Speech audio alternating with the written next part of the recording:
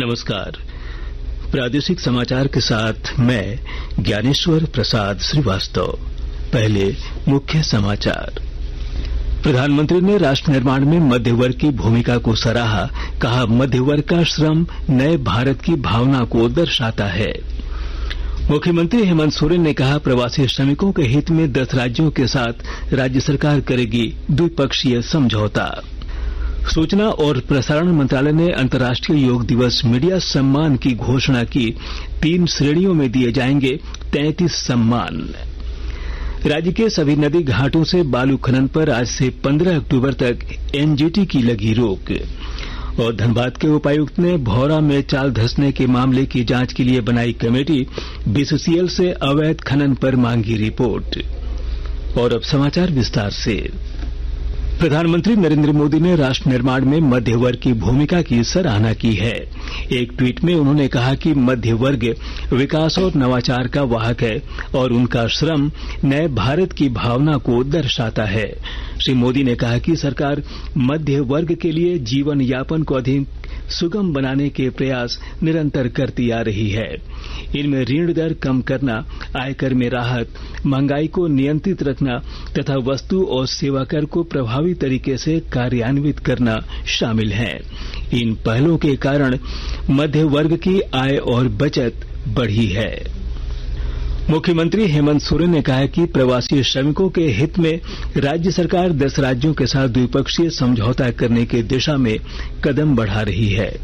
इन राज्यों में महाराष्ट्र, केरल, गुजरात, कर्नाटक, दिल्ली, हरियाणा, उत्तर प्रदेश, तेलंगाना और तमिलनाडु शामिल है। श्री सोरेन ने कल अंडमान निकोबार में मुलाकात करने आए झारखंड के प्रवासी श्रमिकों के प्रतिनिधिमंडल को यह बताया। उन्होंने कहा कि प्रवासी मजदूरों के लिए राज्य सरकार कई योजनाएं चला रही है। इस मौके पर प्रवासी श्रमिकों के मुख्यमंत्री के समक्ष अपनी कुछ मांगे भी रखी। राज्य सरकार विस्थापितों के पुनर्वास को लेकर प्रतिबद्ध है। इसी कड़ी में नगर विकास और आवास विभाग द्वारा रांची स्मार्ट सिटी के 22 विस्थापितों को कल भूमि बंदोबस्ती का पर्चा सौंपा गया।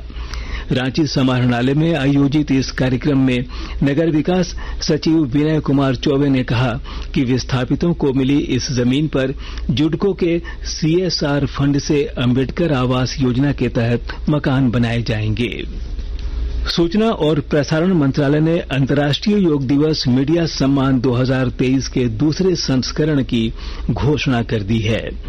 इसके तहत योग को बढ़ावा देने के लिए 22 भारतीय भाषाओं और अंग्रेजी में प्रिंट, टेलीविजन और रेडियो सहित 3 श्रेणियों के तहत 33 सम्मान दिए जाएंगे। वर्ष 2023 के पुरस्कारों की घोषणा करते हुए सूचना और प्रसारण मंत्री अनुराग सिंह ठाकुर ने कहा कि योग ने दुनिया भर में लाखों लोगों का ध्यान आकर्षित करते हुए सीमाओं और संस्कृतियों को पार कर लिया है और यह उपलब्धि मीडिया के अथक प्रयासों के बिना संभव नहीं थी।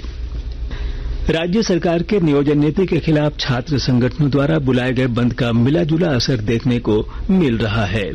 राज्य के विभिन्न इलाकों में छात्र आज सवेरे से सड़कों पर उतरकर वाहनों के परिचालन और दुकानों को बंद करा रहे हैं। कोडरमा में बंद का व्यापक असर देखने को मिल रहा है। छात्र संगठनों ने NH-31 जाम कर दिया है, जिस कारण आवागमन प्रभावित है। सरायकेला खरसावां में भी युवाओं द्वारा मुख्य सड़क को जाम करने से आवागमन पूरी तरह बाधित है। लंबी दूरी की वाहनें नहीं चलने से यात्री परेशान हैं। रामगढ़ में भी बंद समर्थकों ने सवेरे 6 बजे से ही NH-33 को जाम कर दिया है। वहीं पाकुड़ में बंद का आंशिक असर देखने को मिल रहा है।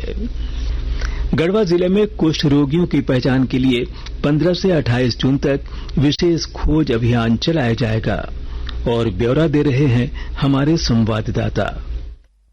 कुष्ठ रोगियों के लिए झारखंड के सभी जिलों को 4 श्रेणी में बांटा गया है, जिसमें गढ़वा जिला मोस्ट हाई प्रायोरिटी श्रेणी में आता है। इसलिए यहाँ विश्व स्वास्थ्य संगठन द्वारा कुष्ठ रोगियों की पहचान के लिए पूरी गंभीरता बरती जा रही है। इसके आलोक में 15 जून से 28 जून तक जिले में कुष्ठ रोग खोज अभियान चलाया जाएगा। इसके तहत टीम द्वारा घर घर जाकर सभी सदस्यों की जांच की जाएगी। इसमें पुरुष सदस्यों को पुरुष कार्यकर्ता और महिला सदस्यों को महिला कार्यकर्ता द्वारा जांच किया जाएगा। विश्व स्वास्थ्य संगठन से आए डॉक्टर मनोज कुमार ने बताया कि कुष्ठ रोग धीरे धीरे फैलने वाली बीमारी है, जिससे मरीज को दिव्यांगता जैसी बीमारी हो सकती है। इसलिए समय पर इसका उपचार शुरू कर देना जरूरी है। विनोद कुमार पाठक, आकाशवाणी समाचार, गढ़वा। आकाशवाणी के ताजा तरीन समाचारों के लिए आप हमारी वेबसाइट newsonair.com पर लॉग इन कर सकते हैं। ताजा समाचार Twitter handle @AIR news alerts और Facebook page All India Radio news पर भी उपलब्ध है। आप प्रादेशिक समाचार एकांश के Twitter handle @AIR news _Ranchi और फेसबुक, इंस्टाग्राम पेज तथा YouTube channel AIR news Ranchi पर भी हमारे बुलेटिन सुन सकते हैं। प्रादेशिक समाचार आप आकाशवाणी रांची से सुन रहे हैं। राज्य के सभी नदी घाटों से बालू के खनन पर आज से एनजीटी की रोक लग चुकी है। मानसून को देखते हुए 15 अक्टूबर तक बालू घाटों से बालू का खनन नहीं होगा। इधर Jharkhand state minerals development corporation ने कहा है कि इसके पास 50 लाख और विभिन्न नदी घाटों पर स्टॉकिस्टों के पास भी इतना ही बालू का स्टॉक सुरक्षित है। ऐसे में बालू की किल्लत नहीं होगी।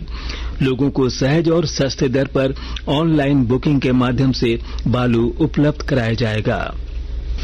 धनबाद के उपायुक्त संदीप सिंह ने झरिया के भौरा में कल अवैध कोयला खनन के दौरान चाल धंसने से 2 लोगों की हुई मौत मामले की जांच के लिए 2 सदस्यीय कमेटी बनाई है। कमेटी को 24 घंटे के अंदर जांच से संबंधित प्रारंभिक रिपोर्ट देने का निर्देश दिया गया है। वहीं बीसीसीएल मुख्यालय से भी इस बाबत रिपोर्ट मांगी गई है। इस रिपोर्ट के आधार पर आगे की कार्रवाई की जाएगी। राजधानी रांची में कांटाटोली फ्लाईओवर निर्माण कार्य को लेकर 12 जून से दिसंबर महीने तक रात्रि 10 बजे से सवेरे 6 बजे तक नामकुम कांटाटोली कोकर मार्ग पर भारी वाहनों के प्रवेश पर रोक रहेगी। रांची के ट्रैफिक पुलिस अधीक्षक ने बताया कि इस दौरान जमशेदपुर और हजारीबाग की ओर से आने वाले भारी वाहनें टाटीसिलवे, खेलगांव और बूटी मोड़ होकर चलेगी। गोड्डा जिले के बसंतराय स्थित मौलाना अबुल कलाम आजाद इंटर कॉलेज के प्रिंसिपल डॉक्टर नजीरुद्दीन को अगवा कर हत्या करने के मामले में पुलिस ने त्वरित कार्रवाई करते हुए 7 आरोपियों को गिरफ्तार कर लिया है। 8 जून को आपसी विवाद को लेकर परिजनों द्वारा ही हत्या की इस घटना को अंजाम दिया गया था। राजधानी रांची में चल रहे जूनियर और सब जूनियर पावर लिफ्टिंग प्रतियोगिता के तीसरे दिन कल झारखंड की महिला पावर लिफ्टर्स ने 2 स्वर्ण पदक जीते। सब जूनियर श्रेणी में राज्य की रितु सिंह ने 57 किलोग्राम और शताक्षी राणा ने 63 किलोग्राम में शानदार प्रदर्शन करते हुए स्वर्ण पदक हासिल किया। झारखंड पावर लिफ्टिंग एसोसिएशन के पदाधिकारियों ने दोनों पावर लिफ्टर्स को बधाई दी है। और अब संक्षिप्त खबरें। राज्य से हज यात्रियों का अंतिम जत्था कल कोलकाता से मदीना के लिए रवाना हुआ। इस जत्थे में धनबाद, बोकारो, साहिबगंज और गढ़वा के हज यात्री शामिल हैं। राजधानी रांची के मोरहाबादी मैदान में कल से इंडिया बिगेस्ट ट्रेड फेयर का आयोजन हो रहा है। यह ट्रेड फेयर 25 जून तक चलेगा। धनबाद बार एसोसिएशन के चुनाव में अमरेंद्र साहब फिर से अध्यक्ष और जितेंद्र कुमार महासचिव पद के लिए निर्वाचित हुए हैं। दिल्ली में चल रहे 66वें नेशनल स्कूल गेम्स के ताइक्वांडो में हजारीबाग की सौम्या ने शानदार प्रदर्शन करते हुए झारखंड के लिए कांस्य पदक जीता है। और अब अंत में मुख्य समाचार एक बार फिर। प्रधानमंत्री ने राष्ट्र निर्माण में मध्य वर्ग की भूमिका को सराहा। कहा, मध्य वर्ग का श्रम नए भारत की भावना को दर्शाता है। मुख्यमंत्री हेमंत सोरेन ने कहा, प्रवासी श्रमिकों के हित में 10 राज्यों के साथ राज्य सरकार करेगी द्विपक्षीय समझौता। सूचना और प्रसारण मंत्रालय ने अंतर्राष्ट्रीय योग दिवस मीडिया सम्मान की घोषणा की। 3 श्रेणियों में दिए जाएंगे 33 सम्मान।